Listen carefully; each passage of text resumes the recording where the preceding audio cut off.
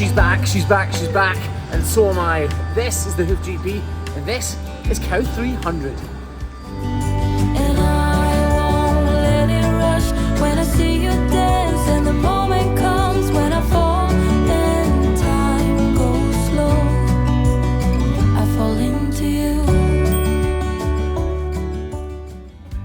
So this is a Holstein Friesian cow that we know as cow 300, and regular viewers of this channel will know exactly who she is. She has a long and twisted story so far. So this is cow 300. She is a lovely old lady, and she really is getting on actually. She's a few years old now, but she had an unbelievably bad front left foot, a pretty sore back left, and a very short back right, and we've been struggling to get her right. Hopefully the front left is still totally fine, the back left is still totally fine, but the back right probably will still have a problem. Anyway, she's in the crush, we've said our hellos, so let's see how these feet are. So we'll just quickly show you what the front left was like. It was horrific when we first met her. So for those of you who didn't see this cow originally, this was the state of her foot when we first saw her a few months ago back at this farm. As you can see, she had a huge cavity in that outer claw. We uncovered it and removed the overburdening hoof horn, and what was left was pretty incredible. So I'm very keen to see what she looks like today. This is it today. Clearly a huge improvement. It's pretty much perfect now. We will trim it in a second just to make sure that it is totally perfect. This is her back left foot as it was a couple of months ago, and this is how it's looking today. Side by side comparison time. So on the right here is what it is like today. Pretty much nothing wrong with it, but look at it compared to the left hand side. A big improvement. However, her back right is a totally different story, I think. This is her back right foot, and as you can see, there have been a few ups and downs. The side of it is completely blown out, as we say here in the business. There was more than a little bit of claret, and we have been really struggling to get her right. Well, fast forward to today, which is a couple of months since the last trim, and here's what she's looking like today. This looks troublesome. Right, we're going to quickly trim her other 3 feet before we get on to that bad back right. There's a little bit extra length here, not much to do, but we're going to trim back this extra length, balance it up here and model it out here. We're not really going to touch the heels because we don't want any height away from this part of her foot. Looking at this hoof now, you really would struggle to believe it's even the same foot. You may actually wonder what the point in even trimming it now is. It looks pretty much perfect. But pretty much isn't good enough in cases like this. When a cow's had a huge episode of lameness, the likelihood of it returning increases infinitely. She's actually very slightly higher here on this white line part of her foot, so I'm going to reduce that so that it's not bearing too much weight. If I didn't know this cow's history, it's likely I wouldn't reduce that side of the claw at all. If it's not causing her a problem right now, it's likely that it won't begin to, as long as the weight-bearing surfaces are level. However, I do know her history, and I do know that the inside of this foot may have altered and make her more prone to lameness. So as you can see, that outside claw did have a little bit of a double sole, so removing that extra height to take the weight off it will have done her a world of good. That was the beginning of a problem reoccurring.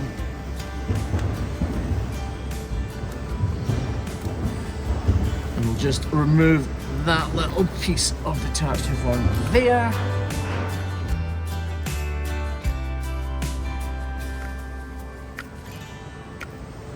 Beautiful!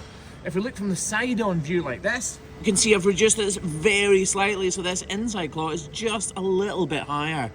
That'll make sure that this problem here doesn't materialise. And she's done. Let's do an unbelievably fast trim on our front right foot.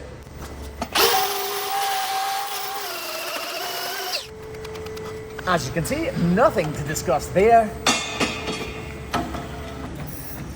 On this foot, the outside claw is definitely a little bit higher, and that could be problematic. So we're going to make sure both of these feet are balanced up. So folks, I have a little admission to make. I don't always remember exactly what was wrong with specific cows, and I didn't realise that this cow originally had a fairly severe sole fracture. She's not lame in it right now, but this could definitely be the start of a problem. This is the periopal horn. As I've recently mentioned more than a few times, this hoof horn is soft, this is harder, and this is about where the junction is. So this is a sole fracture. Usually you would get them on the inside claw, but as you can see, this is going back at 45 degrees. It's not straight in or straight out or any other direction. It's going back at 45 degrees, and that's why we call this a fracture. You see, where the soft and harder hoof horn junction meets, junction is, junction was, where they connect, is peeling apart, it's fracturing, it's tearing apart from our sole. And this definitely could be a problem that I haven't preempted.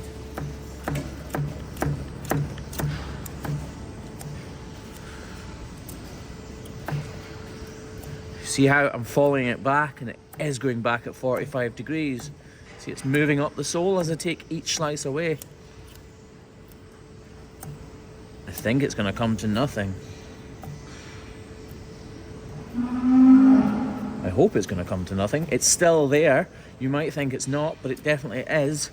If we look there, that little piece of yellowness at the tip of my finger, if we zoom right in like that, that's serum, white blood platelets leaking into the horn as it grows because it's basically bleeding. And with that final swipe of the knife there, she disappears. This is bruising, and that's fairly severe. See how the formation of the horn is actually opened up? It looks bitty in a way, it doesn't look nice and smooth. Well, that tells me that this hoof horn is not in fantastic shape. But also, it's not terrible. We'll just model out a little bit more. Gently. And the same on the inside claw. Now, there's bitty bits of hoof horn here, and normally I say, you need to remove all of the detached hoof horn. And that is correct.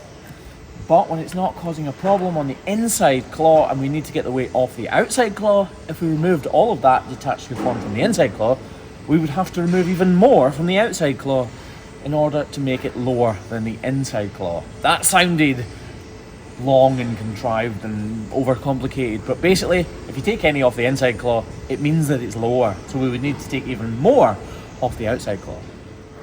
We're just going to reduce this heel height a little bit more because it's still slightly higher than the inner claw. And that should be about it.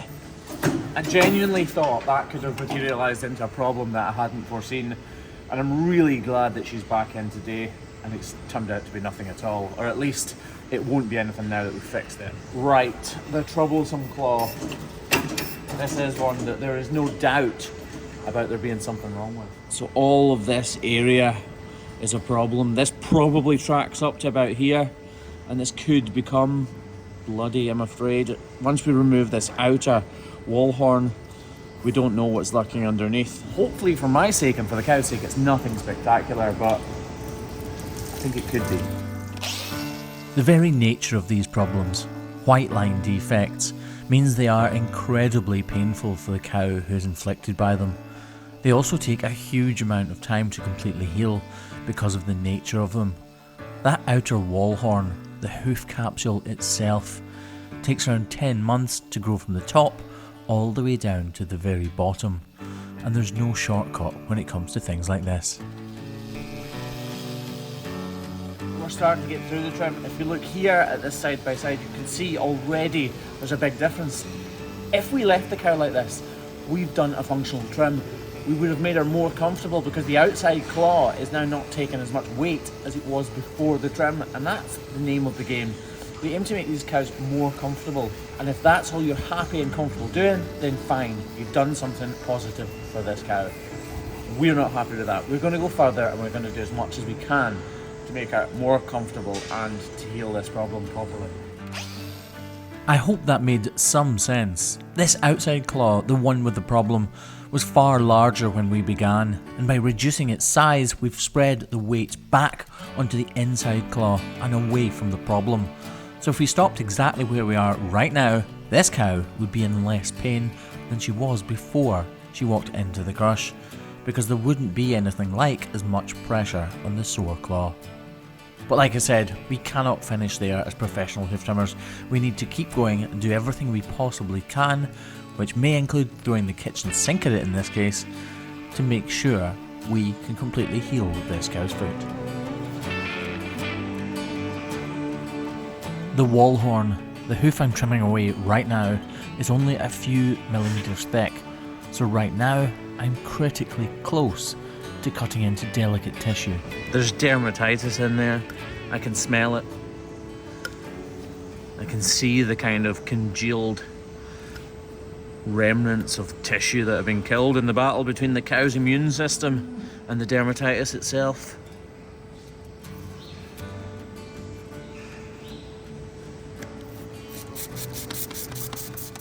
See how that wasn't actually bleeding until I sprayed it? That's partially because that spray thins the blood. It makes it come out more. It liquefies it even more because of the alcohol that's in it. Alcohol vs blood. You're always going to get thin blood, and that's exactly what's happening there.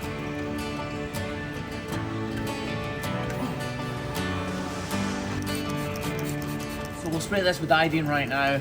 Then we're going to put a special block on to make sure we can get her over this. It is getting better, there's no doubt about it. It's getting better, I promise you, it's getting better.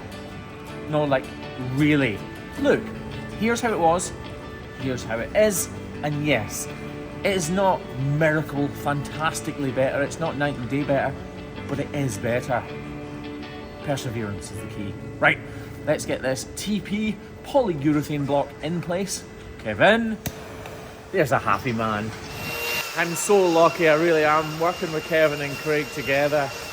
Today we're doing about 60 cows or something around there, and it's so relaxed because we've bought ourselves more time by there being 3 of us. It really is good. Don't get me wrong, sometimes when the camera comes out it takes a little bit longer, but on the whole, it's nice and slick. We get through the cows nicely, so the cows aren't hanging around, we're not hanging around, and we're in, out, do the job to the best of our abilities because we've got extra time per cow, and yeah, we're really lucky to be in the position we're in right now. Actually, yesterday I was talking about how good everything was going.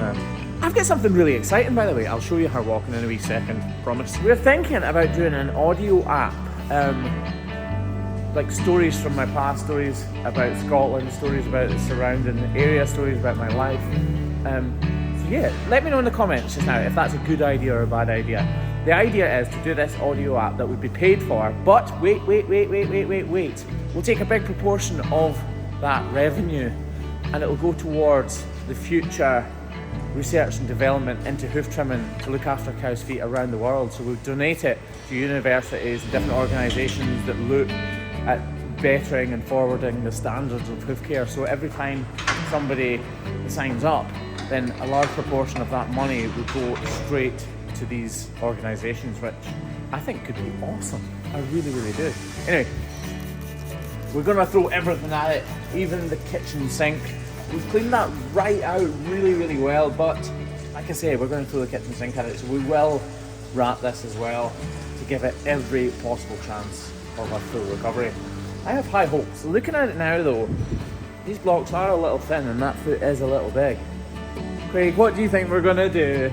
You're going to put another block on? No, you're going to put another block on. Oh, thanks, man. Darren was checking my hair out there.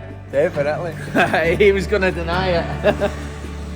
Dryness is key in situations like this, so putting another block on is going to elevate that sore claw completely out of any slurry or wetness or moisture on the floor, so it should help quite a lot actually. She's getting better. That's a height difference. Okay, now that the wrap and the double block's in place, let's see how she's walking. Hopefully it's good. She's getting there. Clearly not perfect. We've had her foot in the air, we're kind of messing around with it, so bound to flare up as soon as we play with it, so she's not walking fantastically. But those 2 other feet, delissimo, they're perfect, completely healed, and I'm really happy with it. I'm actually happy with the progress of the back right as well. Anyway, that was Cow 300, this was Graham Parker, the Hoof GP, and that was a bunch of people just standing around doing nothing. Get back to work! No, seriously, cameras are off now. Right, see you later. Bye!